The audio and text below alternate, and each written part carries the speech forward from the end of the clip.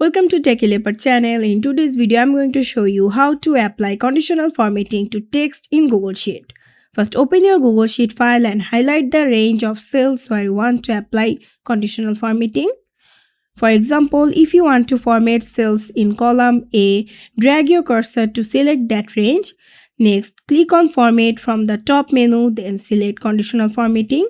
A sidebar label Conditional Format Rules will appear on the right side of your screen. Under the Format Cells If section, choose Text Contains from the drop-down menu. In the field that appears below, enter the specific text you want to condition, such as Ross. Now choose the formatting style you would like to apply. For example, you can change the text color, make it bold, or apply a background color. Adjust these settings as needed. Then click Done to save and apply the rule. You should now see the specified formatting applied to all cells containing the text rows in your selected range. And that's it. I hope this video is helpful. If it was, please give it a thumbs up and don't forget to subscribe.